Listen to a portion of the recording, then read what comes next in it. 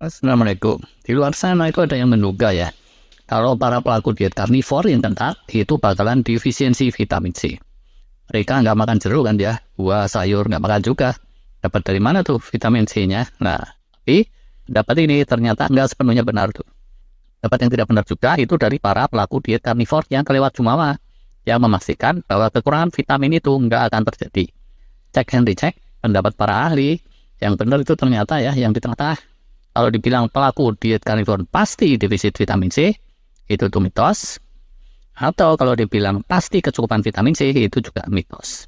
Tapi yang merupakan fakta itu pelaku diet karnivor bisa kena defisiensi vitamin C, bisa kecukupan vitamin C. Yuk kita ulas, kenapa para ahli menyimpulkan seperti itu. Kita gambarkan dengan cerita penjelajahan samudra yuk. Saat bangsa-bangsa Nordik menjelajah samudra sampai ke benua Amerika segala itu mereka oke-oke aja tuh secara umumnya. Tidak pernah kecatat kejadian pelautnya bertumbangan di lautan karena defisiensi vitamin C. Tapi saat orang-orang Eropa menjelajah samudra, Portugis, Belanda, Perancis, Inggris, pelaut-pelautnya banyak yang bertumbangan di jalan karena defisiensi vitamin C. Nah, penyakit skorbut atau scurvy yang ngeri-ngeri itu. Awalnya ini diduga karena orang-orang Viking Nordik itu barbar, nggak terlalu nyatet apa yang terjadi sepanjang perjalanannya. Tapi ternyata belakangan terkuak fakta lain. Jadi ya, orang Viking Nordik itu tidak kena masalah karena sepanjang penjelajahan, ransum makannya itu model keto atau carnivore diet, berupa daging dan ikan yang diawetkan seperti itu.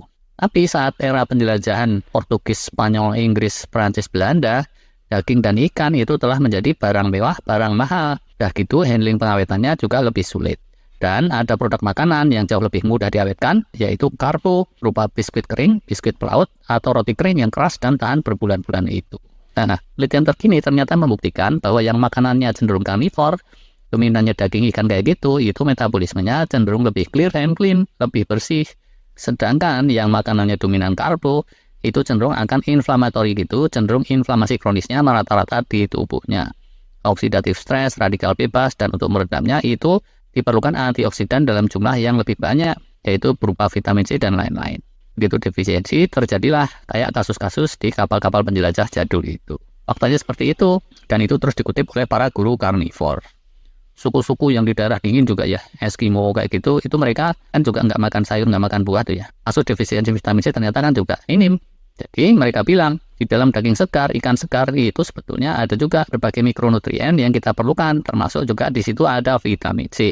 Kadar vitamin C-nya tentu jauh di bawah apel atau orange kayak gitu, tapi sepanjang dietnya emang berdiet karnivor yang proper, yang benar, maka asupan yang sedikit itu sudah memadai bagi si pelaku diet, sehingga dia aman-aman saja tidak kekurangan vitamin C. Perlu digarisbawahi di sini, diet karnivor yang proper, yang benar.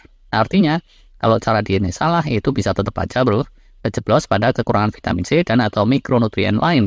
Contoh nih ya, kalau ternyata asupan karnivornya itu serba kurang, karena misalnya dibarengi dengan fasting yang ketat, model OMAD atau something, nah ini bisa kejadian kurang gizi. Bersamaan dengan kurang gizi itu bisa juga sekalian kurang vitamin C, kurang mikronutrien.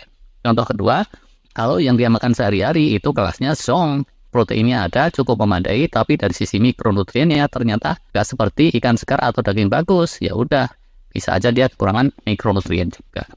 Contoh ketiga, kalau diet karnivornya itu bocor secara di atas kertas, dia merasa itu diet karnivor, tapi realitanya diam-diam itu gula karbonya juga banyak dan terus menimbulkan oksidatif stres, radikal bebas, inflamasi kronis tadi, yang itu menuntut antioksidan dan vitamin C yang lebih banyak, jadinya tidak tercukupi karena dia tidak makan buah, sayur atau suplemen. Kita tahu kan ya, persepsi umum kalau orang makan bakso itu ya udahlah, masih bisa kehitung karnivor diet. Tapi baksonya kayak apa dulu? Kalau pentol baksonya kebanyakan pertemuannya ya apa kabar? Atau orang makannya itu ayam tapi ayam goreng tepung atau ayam bakar madu, itu bisa bocor juga.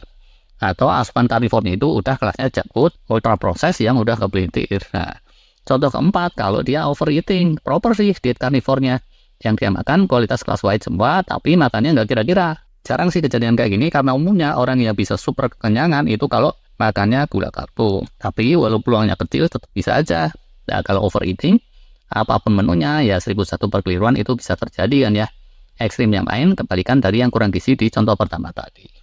Contoh berikutnya kelima, kalau pola hidupnya itu ancur-ancuran, dietnya bener, tapi begadangan edan-edanan, magernya kelas dewa, dewanya jadi dewa mabok, nah terus depresi sehari-hari dan seterusnya lah ya.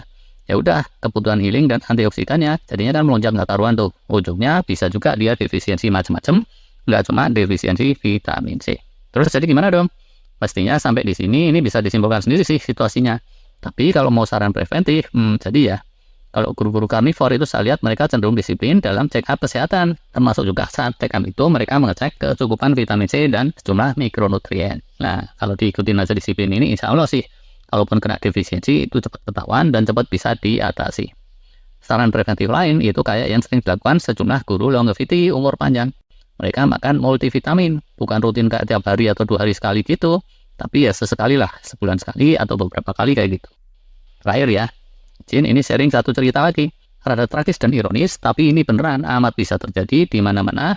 Alkisah ini sharingnya dari salah satu tim dokter yang boleh dibilang kelasnya terbaik di negaranya, di salah satu negara barat. Suatu hari gitu ya, mereka kedatangan pasien. Si pasien merasa dia ngalamin gejala-gejala gangguan kesehatan yang aneh. Terus diperiksa lah gitu ya. Mulai dari yang potensial mengancam keselamatan jiwa, paru, jantung, hal-hal akut, sampai periksa darah yang standar. Ternyata disimpulkan, markanya semua oke saja. Tapi kok si pasien berasa hancur-hancuran ya? Ya udah, terus diobservasilah beberapa lama, disuruh bed rest. Mungkin ini kelelahan yang extraordinary gitu diduganya. Kondisinya ternyata nggak membaik juga. Tim dokter terus penasaran kan ya? Ujungnya diperiksa lebih teliti lagi, livernya, ginjalnya, serangkanya itu dengan pemeriksaan-pemeriksaan yang boleh dibilang ini kelasnya best in the world gitu, tetap nggak ketemu. Nah, si ibu dokter yang jadi ketua timnya ujungnya bingung juga. Dan demi menunjukkan empati sama si pasien, di waktu-waktu senggang dia terus paranin tuh di kamar rawatnya, diajak ngobrol kayak gitu. Sampai suatu ketika dia kepatian tuh nengok si pasien. Terus dia kaget ngelihat makanannya. Loh kok yang ini nggak dimakan, yang ini nggak dimakan. Kenapa? Si pasien menjawab, oh memang dok, dari beberapa tahun terakhir saya itu makannya pilih-pilih, bla bla bla. Terus dia ceritain pola dietnya. Kubrak. Si dokter pun tepok jidat. Waduh, kalau gitu caranya kamu bisa defisiensi vitamin C nih. Hari itu juga si pasien terus diperiksa lagi dan ternyata benar. Ya udah, setelah itu dia dikasih suplemen vitamin C dan beberapa hari kemudian bereslah urusannya.